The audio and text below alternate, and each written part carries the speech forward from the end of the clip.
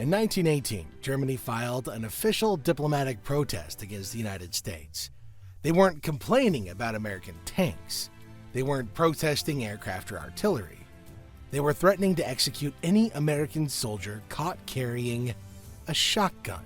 The German government called it a weapon of unnecessary suffering. This from the nation that had introduced chlorine gas to modern warfare. Fast forward to 1965. American soldiers found themselves fighting a different kind of war in the jungles of Vietnam, and they discovered something the military planners had overlooked for decades. The rifle they'd been trained on, the weapon designed for 300-meter engagements, was failing them at the ranges where this war was actually being fought. However, there was another weapon, one that military historian S.L.A. Marshall called the most effective close-quarters weapon fielded by American forces in Vietnam. This is the story of America's jungle shotguns, the controversy they carried, and the soldiers who bet their lives on them. The M16 rifle was supposed to be the future of infantry warfare. Lightweight, high velocity, 20 rounds on tap, blah blah blah. Military doctrine assumed infantry combat happened at 200 to 400 meters. Soldiers trained for precision shooting at distance. The rifle was designed for exactly that purpose. Vietnam wasn't Europe. It sure as hell wasn't Korea. The terrain was unlike anything the American military had even prepared for. Roughly 20% of South Vietnam was covered in what soldiers called primary jungle. Triple canopy forest so dense that visibility could shrink to just 3 to 5 meters. You couldn't see the enemy until you were close enough to touch them. And the enemy knew this. The Viet Cong and NVA developed what they called hugging tactics. They would close to point-blank range specifically to negate American advantages in artillery and air support. You can't call in an airstrike when the enemy is 10 meters away. Brigadier General S.L.A. Marshall was the U.S. Army's chief combat historian. He had analyzed infantry engagements across World War II and Korea. In 1966, he went to Vietnam. What he discovered challenged everything the military believed about rifle warfare. Marshall analyzed over 50 engagements, from platoon all the way up to division scale, and his findings were uncomfortable. The range between opposing forces in Vietnam firefights was somewhere between 10 and 30 meters and almost never more than 100 meters. In primary jungle, soldiers had to close within 10 to 15 meters before any fire could even penetrate the vegetation. But Marshall's most devastating finding? It wasn't even about accuracy. When American soldiers suddenly encountered enemy fighters at close range, and we're talking under 10 feet, they missed 5 out of 6 times. Excitement, snap shooting stress, and the tendency to fire high combined to produce an 83% miss rate at the most common engagement distances. And even when they hit, Marshall documented a troubling pattern. A wounded Viet Cong soldier hit by an M16 round, then diving into the bush, made a getaway 3 times out of 4. The Australian Army Research Centre produced even harder data from 1st Australian Task Force operations. More than half of all ambushes occurred at 15 meters or less. Nearly 80% of all contacts happened at 30 meters or less.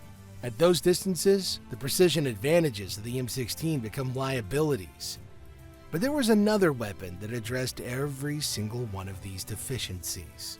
The U.S. military deployed at least 6 primary shotgun models in Vietnam. Approximately 100,000 were procured under new contracts alone, plus thousands of refurbished World War II-era weapons. The workhorse was the Stevens Model 77E. Around 60,920 units were delivered between May 1963 and February 1964 at a rock-bottom cost of $31.50 per unit. Oh, but the weapon that earned legendary status was the Ithaca Model 37.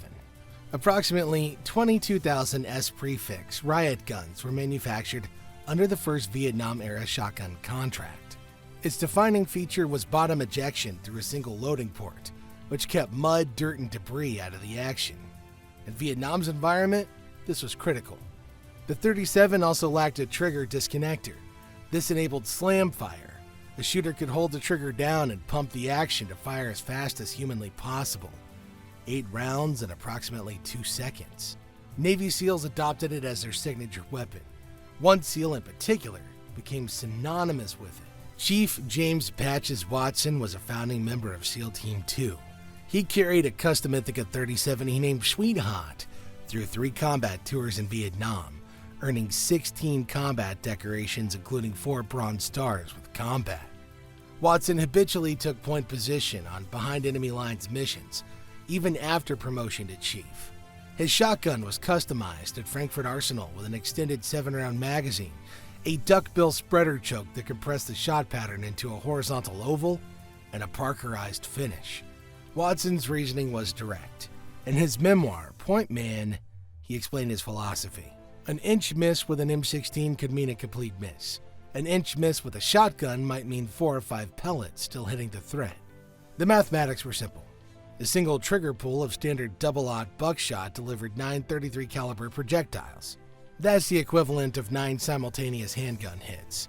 At 20 yards, which Watson considered long range for his missions, the spread pattern compensated for the aiming errors that were universal under combat stress. But perhaps the most decorated shotgun-carrying soldier wasn't a SEAL. He was a Green Beret. During the Battle of Camp Shau on March 9th through 12th, 1966, Sergeant First Class Bennie Adkins fought through 38 hours of continuous battle, followed by 48 hours of escape and evasion through triple canopy jungle. He sustained 18 separate wounds while killing an estimated 135 to 175 enemy fighters. Among his weapons was a 12-gauge shotgun he had personally sawed off, cutting the barrel and removing the stock to create a devastating close-quarter sidearm.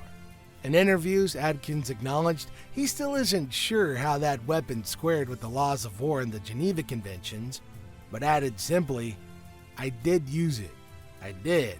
And a lot of hand grenades." Originally awarded the Distinguished Service Cross, Adkins' decoration was upgraded to the Medal of Honor by President Obama in 2014, 48 years after the battle. During his escape through the jungle, an Indo-Chinese tiger stalked Adkins' group at night. The predator's presence caused nearby MVA soldiers to back away, inadvertently giving the Americans room to escape. The controversy surrounding combat shotguns didn't begin in Vietnam.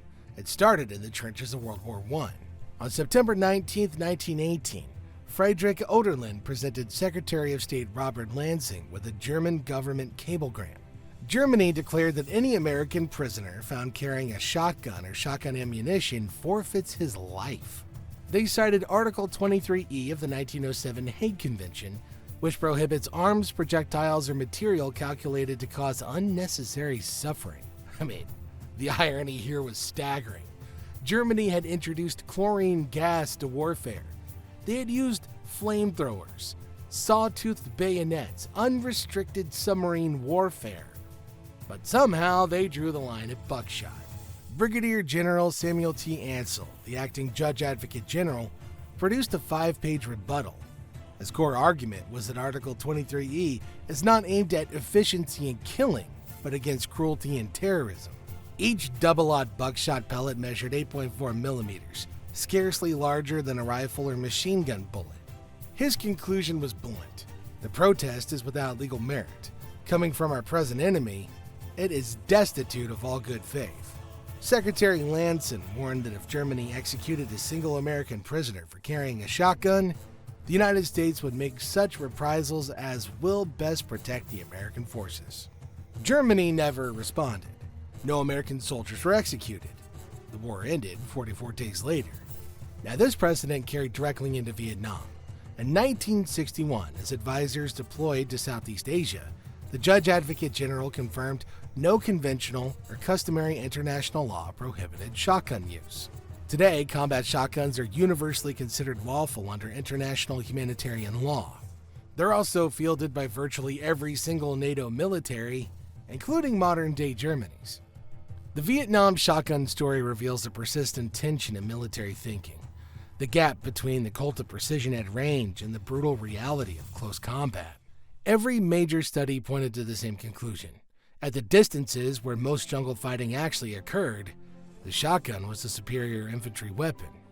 The British Joint Service Combat Shotgun Program, drawing on data from Borneo's Operation Claret, quantified the advantage. Shotgun hit probability was 40% greater than a submachine gun firing 5-round bursts, and twice as great as an assault rifle firing 3-round bursts at ranges up to 30 yards. Yet the shotgun remained a niche weapon. 1 per squad, select issue, never general issue. The reasons were practical: limited range, small magazine capacity, heavy ammunition compared to rifle cartridges. The M16, for all of its close-range shortcomings, could reach out to 300 meters when the jungle opened up. It offered 20 rounds on tap versus 5 or 6. The approximately 60,920 Stevens 77Es, 22,000 Ithaca 37s, and 16,500 Winchester 1200s procured under new contracts constituted a significant but secondary arsenal. Their legal status, settled by the 1918 Ancel Memorandum and reaffirmed by 3 subsequent JAG opinions, was never seriously challenged during Vietnam. Now, this is notable given that virtually every other American weapon system drew intense international scrutiny during that conflict. Napalm, Agent Orange, cluster munitions, but not the shotgun. For a weapon Germany once called too cruel for warfare, it passed through Vietnam's controversies in relative silence.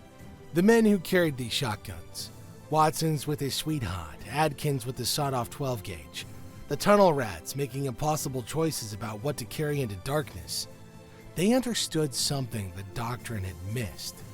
Wars aren't fought on paper. They're fought in the mud, and the jungle, and the spaces where training meets chaos. If you want to see how another controversial weapon changed the course of Vietnam, that video's on screen now. Subscribe for more untold stories from military history.